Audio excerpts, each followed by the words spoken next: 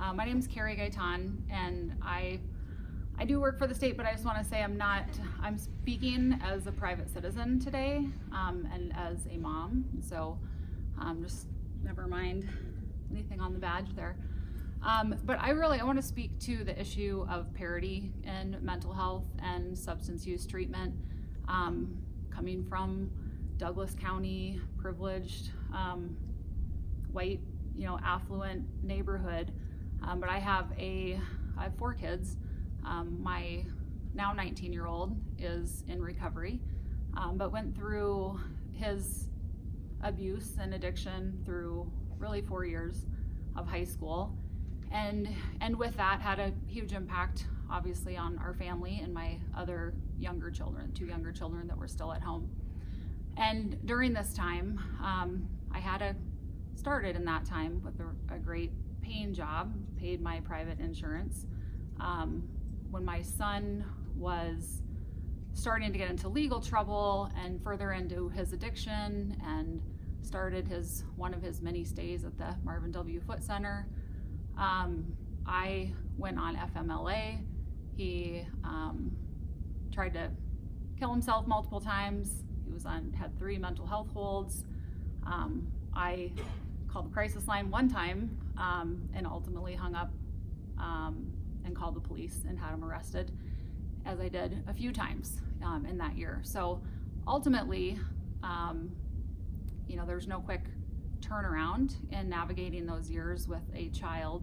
And so after using up all of my FMLA, lost my job, and then continued my insurance because I needed that, of course. Although my primary issue here is that the insurance that my employer paid for and that I paid premiums for, and I ultimately paid about $1,500 a month in COBRA payments for, my insurance paid almost nothing over many years of treatment and recovery and multiple modalities for my son, family therapy for myself, my other 2 younger kids who had then struggled with anxiety and depression and self-harm, of going through and seeing their brother arrested and taken out of the house in cuffs and all of that sort of thing. And so I would just ask, again, I don't come from this system. I'm a finance person, so I'll probably talk about some numbers just to give you the magnitude. But Michelle presented the state budget of $1.2 billion, and I would put forth that is a fraction of what's actually represents the market in Colorado for mental health and SUD.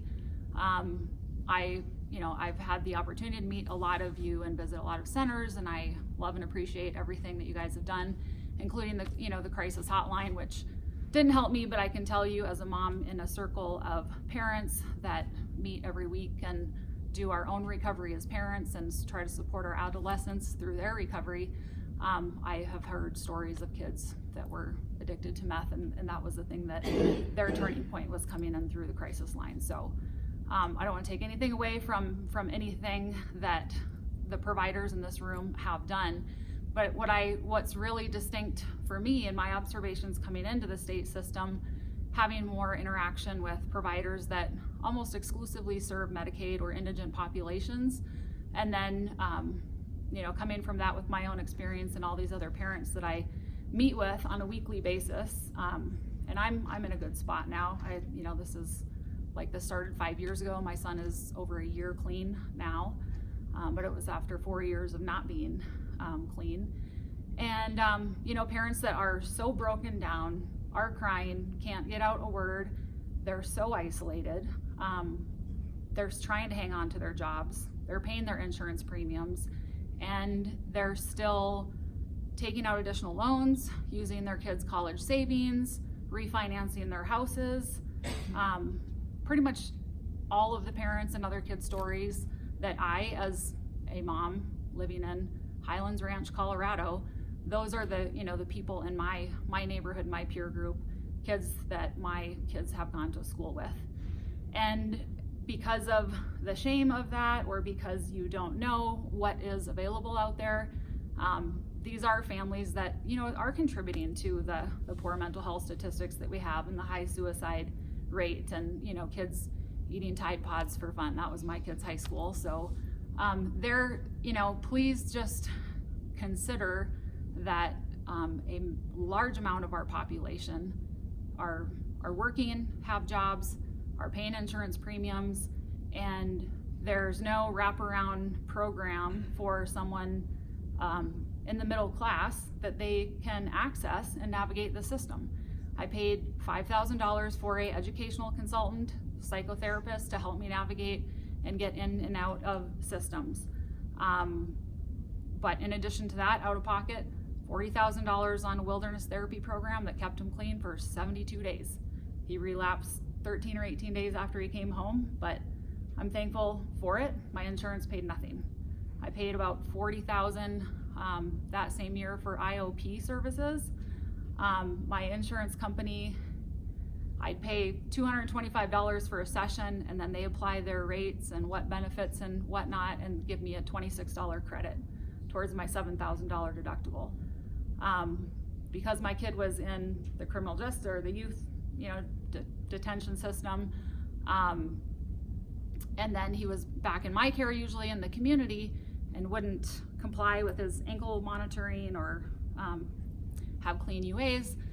I ultimately put him into military boarding school after, there really weren't residential or other treatment programs here in Colorado that I could find. When I sent him to wilderness therapy, that was in Utah. I had to spend $4,000 to get people to fly out here and go to the foot center and, escort him and take him there so that he would not run. That was the only way I could get a magistrate to give me an order to get him to therapy to do that.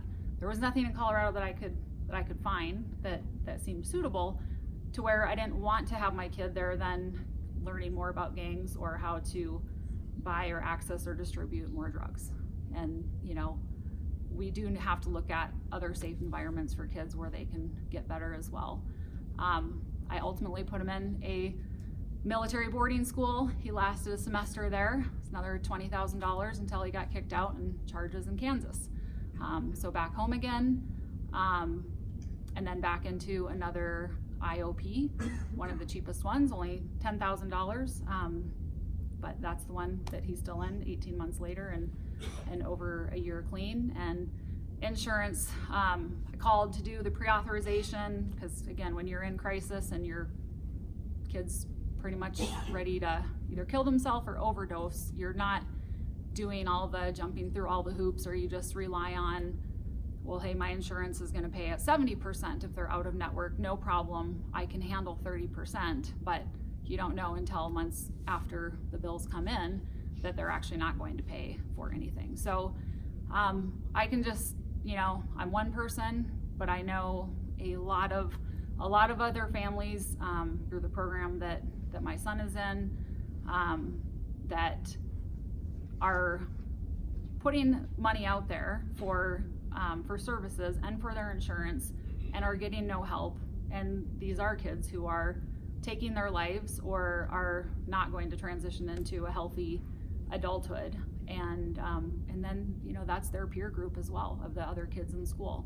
I couldn't send my kid back to his public high school and stay clean because that's all the access to the drugs were there. So just asking to not be biased against people of means, because people of means certainly can lose those means as well when their lives are in crisis and there's addiction going on in their family or there's legal charges going on.